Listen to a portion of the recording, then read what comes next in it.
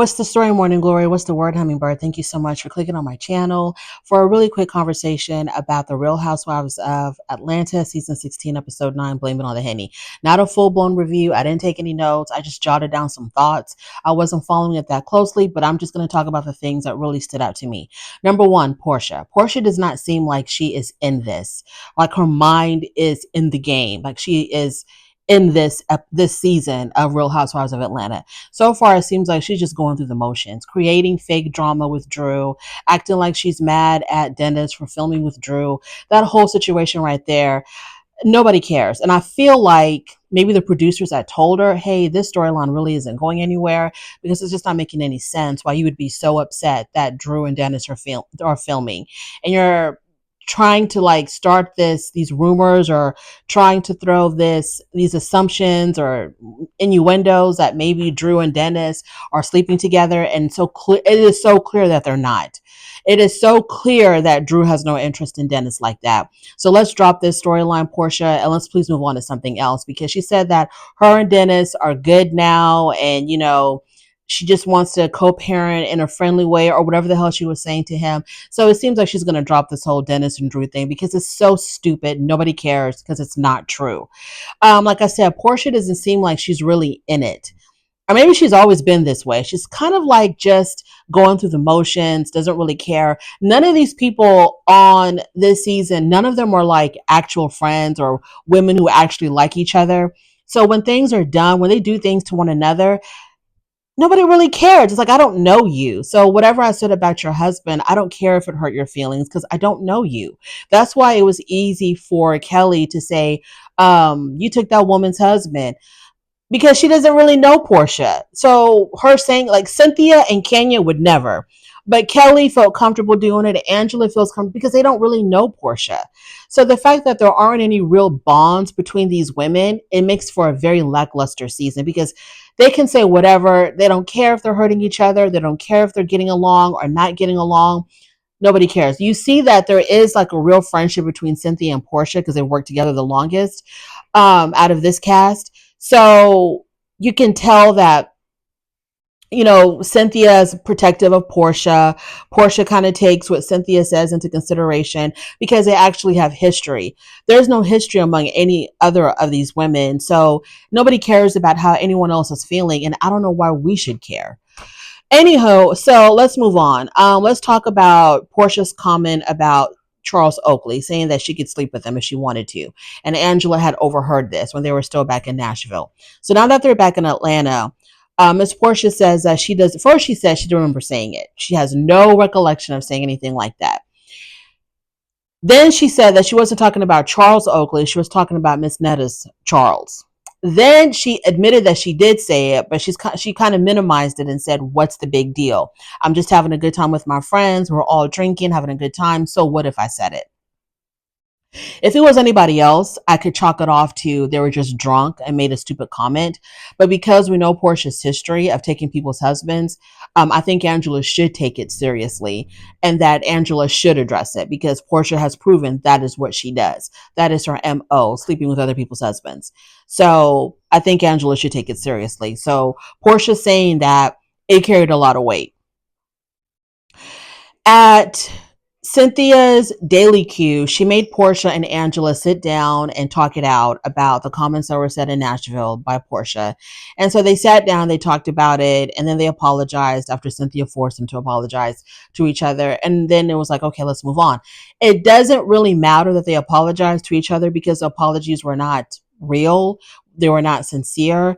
And they're going to get back at it again. They're going to be, going toe to toe again because there's nothing between them.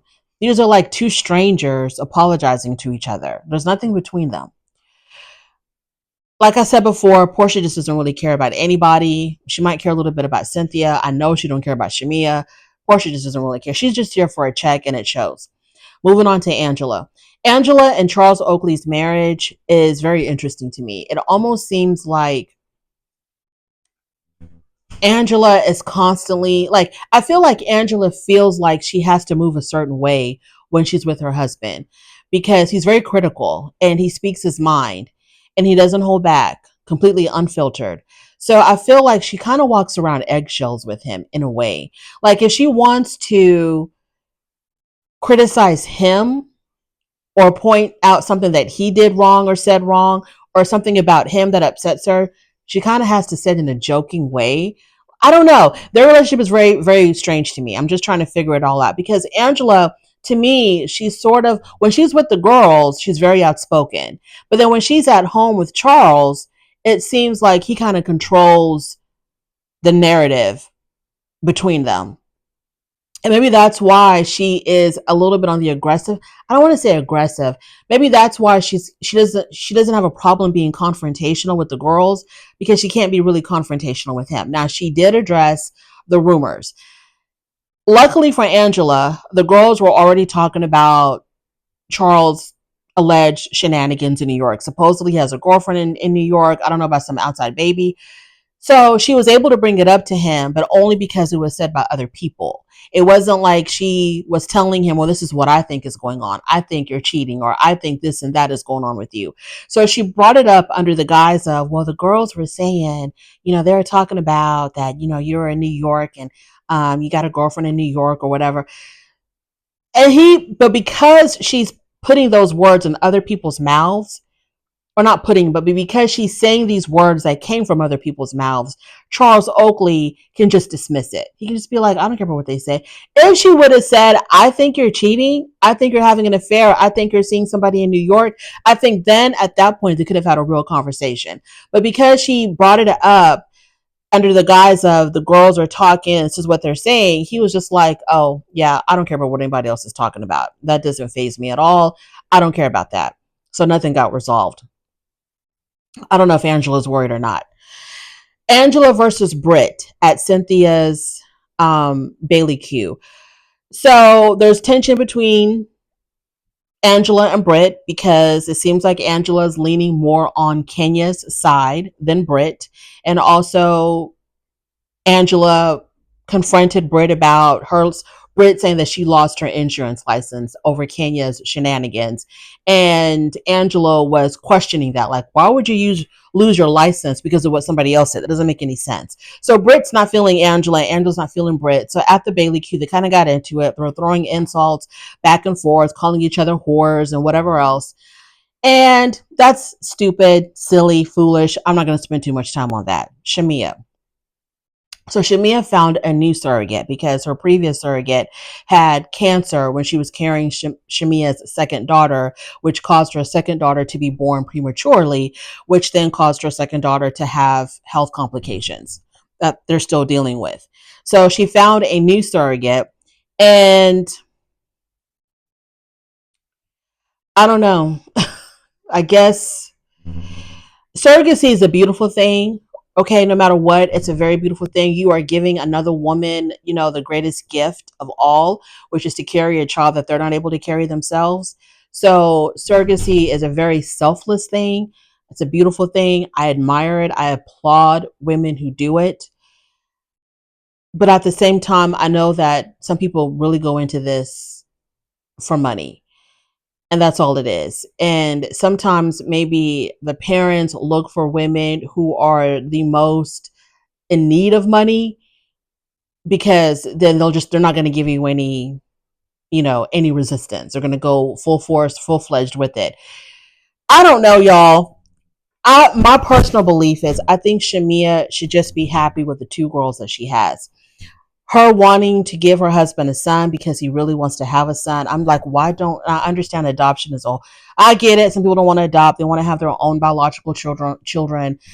Fine. But I don't know. Her youngest daughter has health issues. I think she should just concentrate on that. Um, I don't understand why, if it was so important for them to have a boy, when they decided to go with the surrogacy for the second child, why they didn't choose a male embryo. Was that not an option for Shamia? I don't know. At Cynthia's Bailey Q, Cynthia forced Angela and Shamia to have a conversation. And Angela's issue was, why didn't you check Portia when she said what she said about my husband? And Shamia was like, it's not my place to check Portia. I agree with Shamia. I don't think it was her place to tell Portia, hey girl, you shouldn't be saying that about Angela's husband. I don't think she should have said that. Portia's a grown woman. She said something out of pocket. Now she's got to suffer the consequences for saying that. No one else should be punished because they didn't check her. The issue is not whether or not Shamia checked Portia. The issue is Portia saying what she said and like what caused her to say that. And even if you were drunk, out of all the men you could have picked, why did you pick Angela's husband? Anyway, so I don't believe that Shamia should have checked Portia for saying that. Britt, there's a lot of family stuff going on with Britt. Her mom is moving out of her home to move into Britt's home, which I think is, but then her husband seems so passive, he's going to go with whatever. I hope that's going to work out. It seems like there's so much tension in her family. I don't know how that's going to go. So I don't know where her sister's going. I don't know what's going on with Britt's family. I can't quite figure it out. They're talking about that they're still grieving over their father's death. And, I'm not quite clear exactly when the man died. Did he die years ago? Did he die recently? Because one of her sisters, the one that was with her in the kitchen when they were FaceTiming the other sister, she really lost it when she confronted the other sister about, you weren't there for me. I needed you. And the other sister was like, I was going through my own grieving process. So I'm like, when did this man die? They're acting as if he just died recently, like within the past year or so. So I didn't understand that. And nothing really happened with Kelly. Nothing really happened with Kelly at all. This season, y'all, I'm just like, oh Lord. Oh, let's talk about Drew. I forgot about Drew. Okay, so Drew, like I said, Drew is very secretive. She's a liar and she's very secretive. And I think that's a very dangerous person, the kind of person that you cannot be close to because you will never know where you stand with them. You will never know what they're all about. You will never know because they lie and they hide a lot of stuff. So when Drew showed up to the Bailey queue, there was a prophet there and she was going to do a reading on all the girls. Nothing she said was really profound. And when it came to Drew's turn, Drew said that, or somebody said, I think it was the prophet herself, said that, well, I'm going to do Drew's reading in private. And it seemed like Drew had requested that ahead of time. See how secretive she is? This prophet is not going to reveal anything groundbreaking. She's not going to reveal any type of real truth about anything. She's just there. To me, I'm like, she's just there for entertainment purposes, really. Like, what are you so afraid of? The lady's just here for entertainment purposes. When she read everybody, she didn't say anything scandalous about anybody. It wasn't like what was she?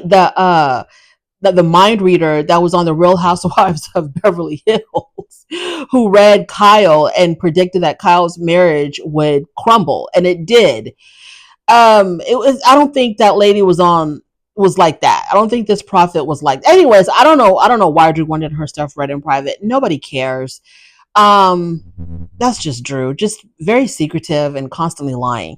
So Drew once again proved what everybody's saying about her being right, that, she's just like, if you want your stuff done in private all the time and you don't want to really tell the truth about anything, why are you on this show? Like, I don't understand. Why are you here on this show? I don't know why Drew is here. I don't know why Portia's here. I am not a Phaedra fan. Ever since Dungeonville or Dungeon Gate, I've not been a Phaedra fan. But at this point, I am looking forward to Phaedra making an appearance. We need Phaedra at this point. We need her desperately. Thank you so much for watching. I really do appreciate it. On your way out, please don't forget to rate the video. If you like this content, subscribe to my channel, and I'll definitely talk to you later. Bye.